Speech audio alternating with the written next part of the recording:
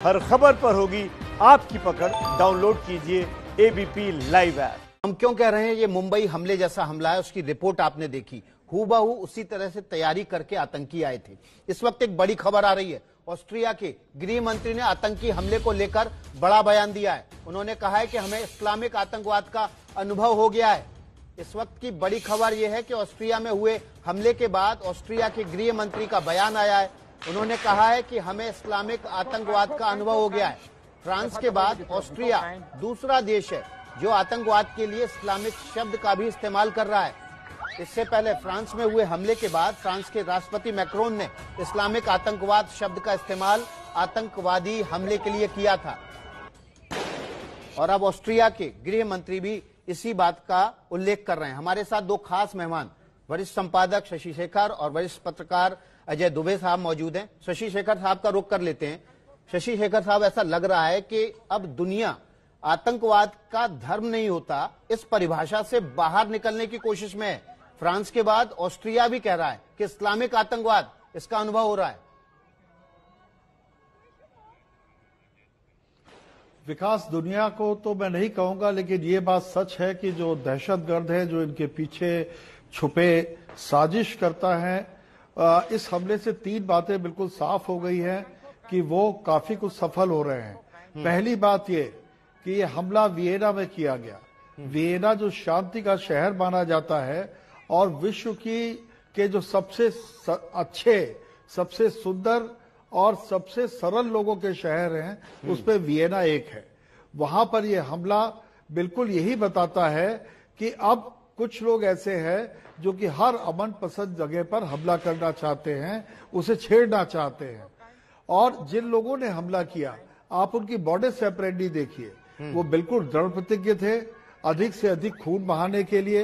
वो दृढ़ प्रतिज्ञ थे अधिक से अधिक आतंक पैदा करने के लिए और उस हमले को लंबा खींचने के लिए। और वो इस बात के लिए विधिवत ट्रेंड थे कि इसको वो कैसे अंजाम देंगे।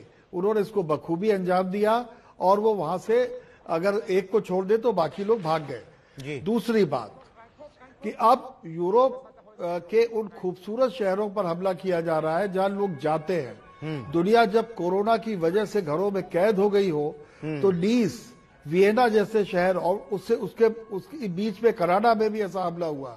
ऐसे हमले करके शांति प्रिय मुल्कों को इस फसाद में धकेलने की कोशिश हो रही है। और तीसरी बात विकास, उसमें उन्हें आंशिक सफलता इसलिए हासिल हो रही है, मुझे मैक्रो का बयान अभी भी याद आता है कि वो यूरोप को छेड़ रहे हैं और उसको छेड़ने का अंजाम भुगतेंगे।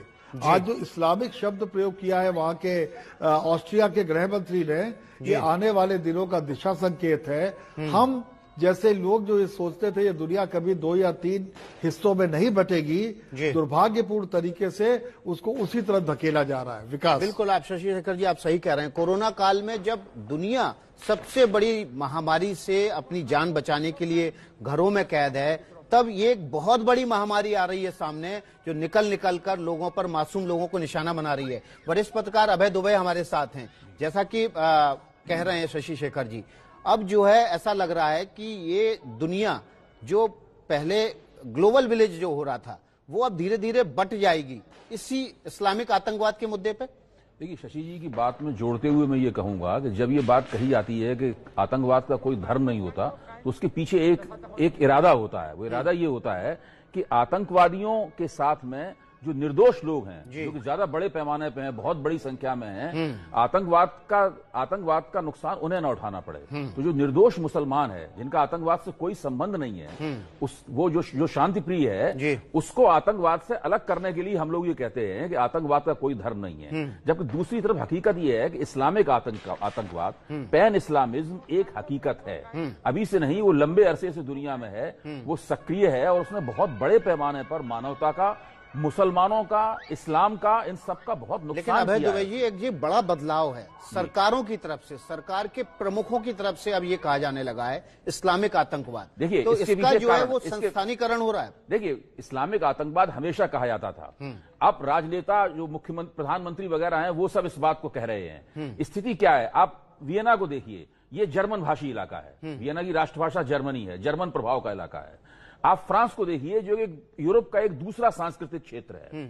अगर इस्लामिक आतंकवाद या आतंकवाद आप कहें इस तरीके से पूरे यूरोप को अपना निशाना बनाएगा, कारण उसका कोई भी हो, इस तरह तो उसमें एक यूरोपीय एकता उसके अंदर निकलेगी। जो मैक्रो ने कहा था ना कि यूरोप को वो एक कर देंगे, तो वो यूरोप को वो एक कर रहे हैं। और इसमें कुल मिलाकर सबसे ज्यादा नुकसान मुसलमानों का, इस्लाम का, उस इस्लामिक सभ्यता का है जिसने सारी दुनिया को सांस्कृतिक स्तर पर कुछ नए बहुत योगदान दिए थे, नई ऊंचाइयों पर पहुंचाया था, उसका इससे नुकसान हो रहा है। तो आतंकवादी एक तरह से देखा जाए तो मुसलमानों के भी दोस्त नहीं है। बिल्कुल।